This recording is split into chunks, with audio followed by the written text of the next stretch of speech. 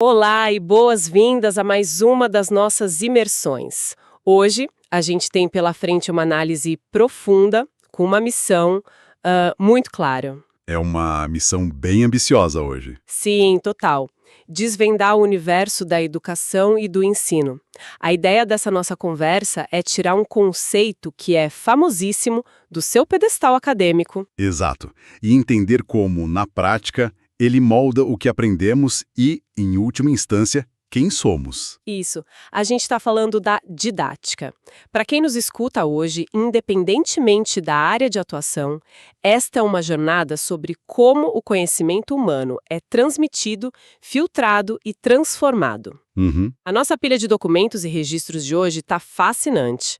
De um lado, temos textos acadêmicos bem densos, Aquelas reflexões clássicas e contemporâneas, né? de autores como Libânio e Tomás Tadeu da Silva. Exatamente. E do outro, a gente mergulhou nas diretrizes que regem o ensino hoje, como a Base Nacional Comum Curricular, a BNCC, e o Currículo Paulista. E para amarrar tudo isso com a realidade nua e crua, temos relatos em vídeo de professoras reais. Professoras que estão ali na linha de frente, como os exemplos super impressionantes da Escola Municipal Ângelo Biso. O que realmente captura a atenção ao cruzar todo esse material é como o senso comum está muito distante da realidade. Demais.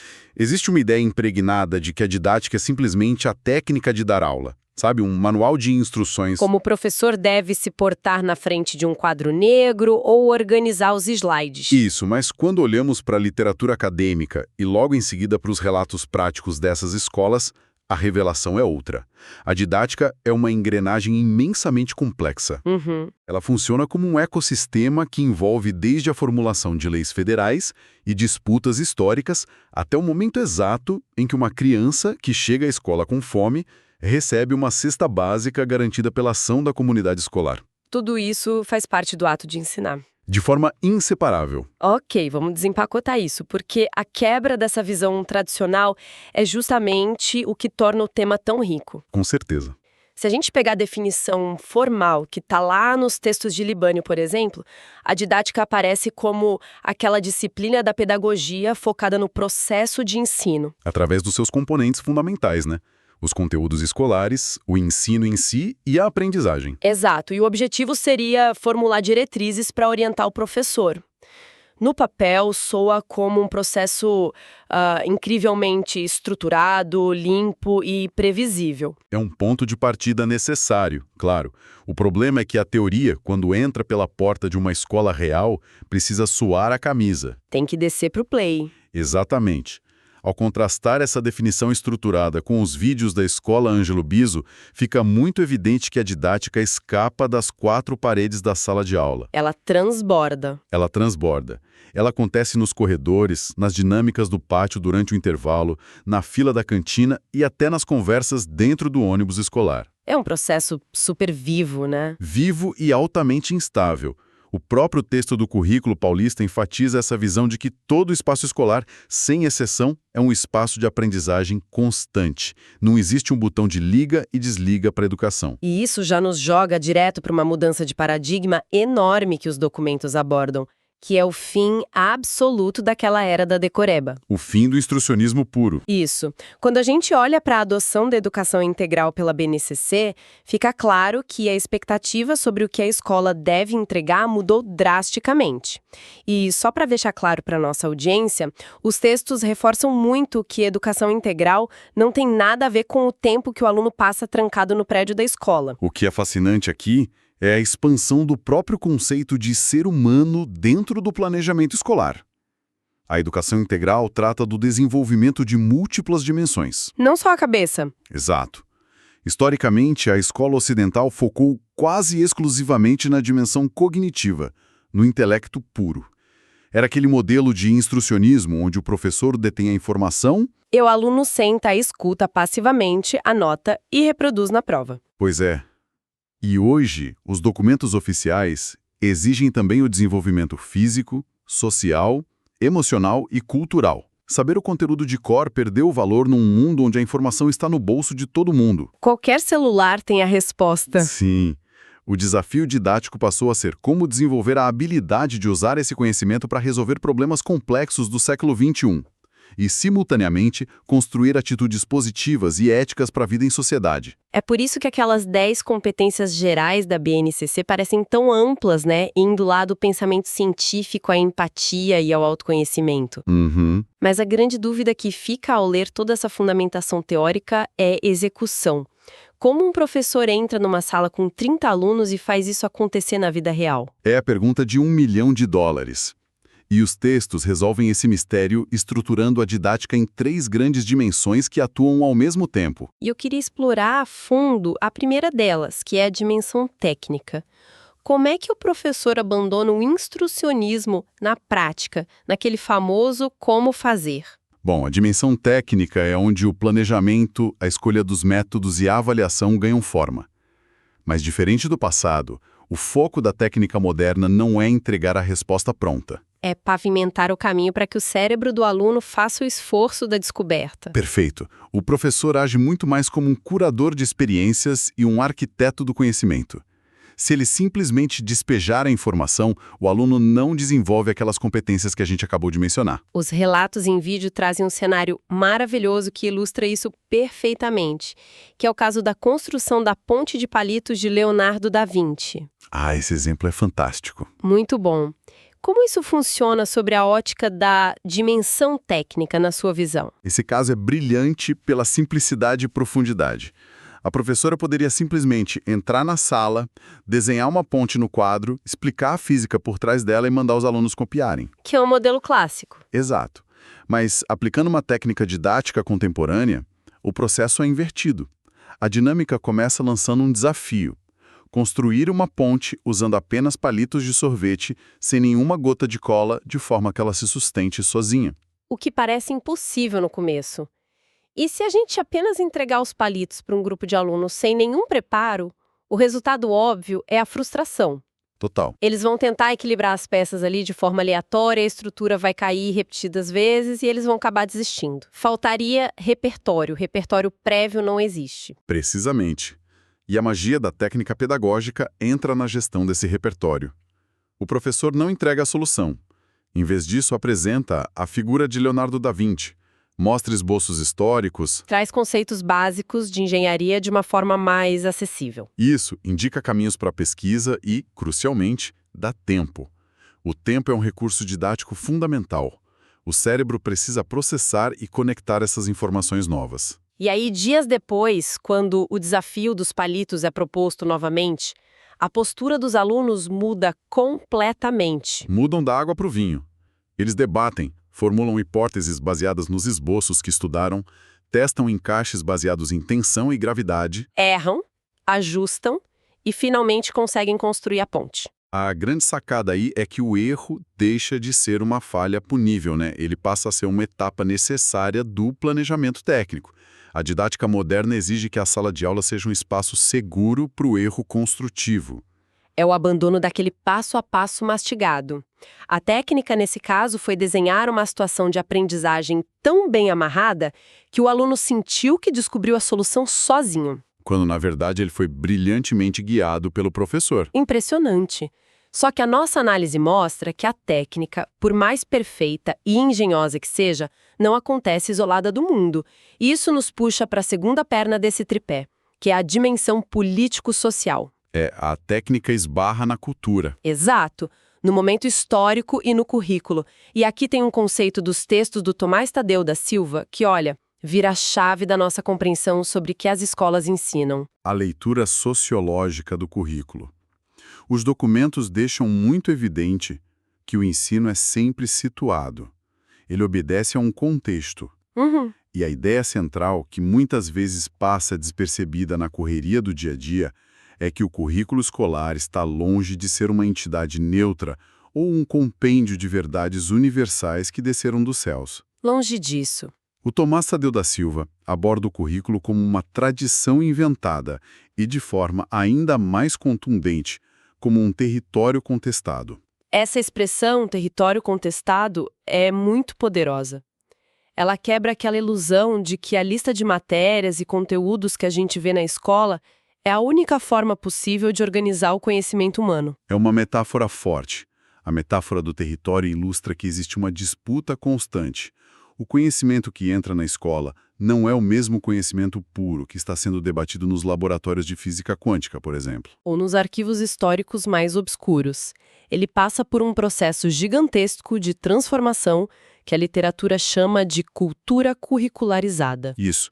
O conhecimento é filtrado, adaptado e moldado pelos elaboradores de políticas públicas, pelas grandes editoras de livros didáticos e pelas pressões de diversos setores da sociedade. O que entra no currículo final, o que é considerado obrigatório e o que é deixado de fora, é sempre o resultado de tensões sociais, econômicas e política de uma determinada época. Reflete o tipo de cidadão que o Estado ou a sociedade deseja formar naquele exato momento. É importante a gente colocar isso de forma imparcial. A literatura nos mostra que currículos são desenhados com intencionalidade, seja de que lado for do espectro político. Sim, é uma constatação técnica dos documentos, não um julgamento de valor. O currículo é um recorte da cultura.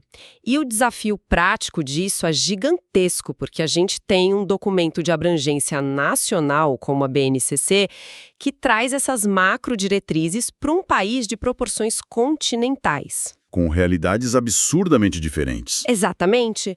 Como a escola que fica no centro de uma metrópole financeira e a escola ribeirinha lidam com o mesmo currículo, os textos explicam que a resposta didática para isso está no PPP. O Projeto Político Pedagógico, o famoso PPP, ele funciona como a identidade única de cada instituição.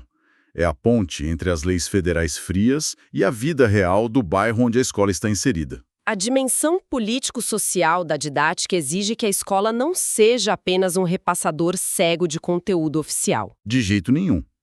O PPP junta o projeto, que são as propostas práticas de ação, o político, que é a intencionalidade de formar um cidadão crítico consciente do seu papel no mundo, e o pedagógico, que é a organização real das metodologias e avaliações. Isso significa que se a BNCC traz, por exemplo, a diretriz geral de que os alunos precisam estudar sustentabilidade e impacto ambiental, a escola não precisa ficar presa num exemplo genérico sobre o derretimento de calotas polares. Não mesmo. A didática através do PPP permite que a escola pegue esse macro conceito e aplique na despoluição de um córrego que passa ao lado do pátio, ou na criação de uma horta comunitária para as famílias do bairro.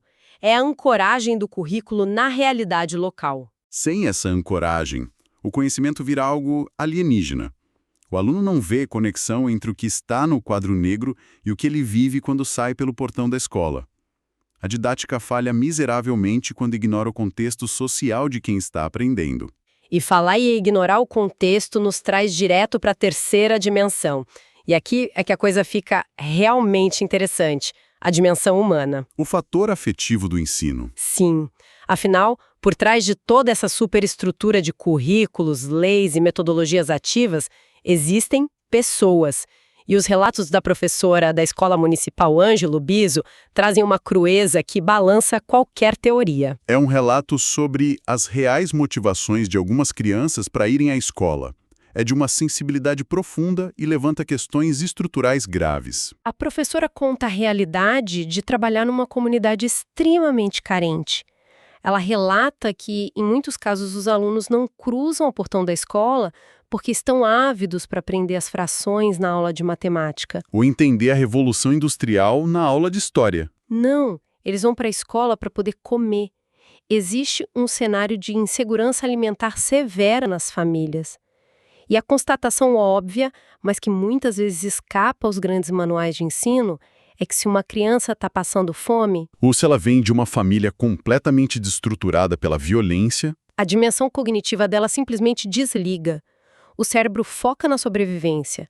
Não há método inovador ou currículo adaptado que resolva isso de forma isolada. É o momento em que a didática deixa de ser apenas acadêmica e passa a exigir uma empatia radical. A dimensão humana prova que sem o acolhimento das necessidades básicas, sejam elas físicas ou emocionais, todo o arcabouço técnico e político do ensino desmorona. Fica insustentável. O aprendizado é, antes de tudo, relacional. Ele exige vínculo e confiança. No caso da escola Ângelo Biso, a atitude didática da professora, a decisão de agir dentro da dimensão humana foi pausar o script previsto no plano de aula e articular com a gestão escolar. Sim, eles acionaram o conselho tutelar, mobilizaram redes de apoio locais e garantiram uma cesta básica para a família daquele aluno. O que é fortíssimo pensar é que arrumar uma cesta básica nesse contexto específico foi o ato didático mais importante que a escola poderia fazer por aquela criança. Porque abriu o caminho para que depois o ensino formal pudesse acontecer. A gestão de pessoas e de dores reais é uma face invisível, porém central, do trabalho de quem ensina. A consideração positiva incondicional pelo aluno é o que pavimenta a aprendizagem real. Ensinar transcende muito a entrega de um pacote de informações processadas. É sobre ajudar o indivíduo a se situar no mundo com dignidade. Sem a dimensão humana, a escola se torna apenas um prédio burocrático e hostil. Bom, depois de entender que a didática precisa equilibrar perfeitamente a técnica genial, a consciência política local e essa empatia quase brutal, a pergunta que ecoa nos materiais analisados é como isso prepara quem está nas carteiras escolares hoje para o futuro absurdo que vem pela frente. Excelente pergunta. E os nossos documentos abordam um conceito extremamente moderno, que é o pensamento computacional. E o detalhe que salta aos olhos nos vídeos é que ele pode ser ensinado sem o uso de um único computador ou tablet. É uma demonstração sublime da didática moderna em funcionamento, conectando exigências ultra-atuais com recursos puramente analógicos. O pensamento computacional hoje é uma demanda forte da BNCC, e existe o mito de que isso requer laboratórios caríssimos e telas de última geração. Nos vídeos, temos o caso de uma professora do primeiro ano do ensino fundamental. Estamos falando de crianças bem pequenas, muitas no início do processo de alfabetização formal, que ainda não dominam a escrita. Exato. A professora entra na sala e propõe um cenário imaginário. Ela diz: estou na praia com meus pais e, de repente, me perdi no meio da multidão. O que eu faço? Uma situação super tensa para uma criança, aliás. Muito. E como não podiam escrever textos longos, o desafio era que elas desenhassem as soluções. E começaram a surgir coisas incríveis. Uma criança sugeriu subir num coqueiro mais alto para ter uma visão aérea e procurar os pais. Genial. Outra desenhou que iria atrás do homem de vermelho, que seria o salva-vidas. O que parece uma simples brincadeira de desenho é, na verdade, uma aula rigorosa de lógica e estruturação de dados. Ao dissecar as etapas dessa dinâmica, sob a luz do que os documentos pedem, vemos que a professora ativou os 4 pilares fundamentais do pensamento computacional sem escrever uma linha de código. E qual é o primeiro? O primeiro pilar é a decomposição. Quando a criança escuta o problema, estar perdida numa praia cheia de gente, ela precisa quebrar esse pânico gigantesco em partes menores e gerenciáveis para começar a pensar. Reconhecer onde está, quem está por perto, o que pode fazer no imediato. E logo na sequência vem o segundo pilar, que é o reconhecimento de padrões. A ideia genial de procurar o homem de vermelho é puramente isso. Exatamente. A criança acessou um padrão estabelecido na nossa sociedade, uma regra visual de segurança que indica que salva-vidas vestem uniformes vermelhos e estão ali para resgatar pessoas. A partir daí, entramos no terceiro pilar, que é a abstração. E foi nesse momento que a mediação da professora brilhou. Em determinado momento, uma criança sugeriu uma solução que parecia lógica. Ela disse: vou pegar o meu celular e ligar para os meus pais. E a professora não reprimiu a ideia. Não, mas fez a criança refletir sobre a viabilidade daquilo no contexto real do problema. Ela perguntou: mas você leva celular para a água, na praia? E mesmo que tivesse um telefone emprestado, você sabe o número exato deles de cor? Ao perceber que não, a ideia foi descartada. Isso é o cerne da abstração. Focar apenas nos recursos dados e caminhos que realmente servem para resolver o problema em questão, e aprender a ignorar as distrações ou soluções inviáveis. E por fim, a conclusão do desafio ativa o quarto pilar, que é o algoritmo. Através dos desenhos, as crianças criaram um passo a passo. Uma sequência de ações lógicas. Primeiro me acalmo, depois procuro a cadeira do salva-vidas, explico a situação e espero ajuda. Eles desenharam uma rota de execução: papel, lápis e muito raciocínio crítico. Se conectarmos isso a um panorama maior, o objetivo de colocar o pensamento computacional no currículo de crianças tão pequenas não é, de forma alguma, a ambição de transformar toda uma geração em programadores de software. De jeito nenhum. A intenção da didática contemporânea é formar indivíduos que saibam estruturar soluções lógicas para o caos. O mercado, a vida cidadã e os desafios climáticos e sociais do futuro exigirão mentes que saibam analisar cenários imprevisíveis, separar o ruído da informação útil e colaborar para criar rotas de ação. A didática, através de um problema lúdico sobre se perder na praia, está fortalecendo rotas neurais que vão sustentar essas pessoas pelas próximas décadas. E o que tudo isso significa? Significa que quando paramos para olhar o que as pesquisas mais densas e as práticas mais reais nos mostram, a didática prova estar infinitamente distante de ser uma teoria empoeirada para consumo exclusivo de acadêmicos. Totalmente distante. Ela é a magia complexa que tem o poder de fazer a sala de aula voltar a ser um ambiente pulsante e transformador. É a arte gigantesca de equilibrar três forças: uma técnica apurada para desafiar o cérebro, uma consciência política clara sobre o território do currículo e uma empatia inegociável que enxerga o aluno como um ser humano integral, com fome, com medos e com potenciais. É fundamental termos a consciência de que, para nós, que consumimos conhecimento diariamente, o lugar onde chegamos e a forma como pensamos hoje são, em grande parte, o resultado direto da didática de alguém que, no passado, planejou, se importou e construiu a ponte para nós. Fato, sem dúvida alguma. E para fechar esse grande ciclo de análises do nosso material de hoje, passo a bola para você. Bom, isso levanta uma questão importante, especialmente quando resgatamos lá atrás a visão sociológica do Tomás Tadeu da Silva de que o currículo é um eterno território contestado, moldado por disputas e tensões culturais.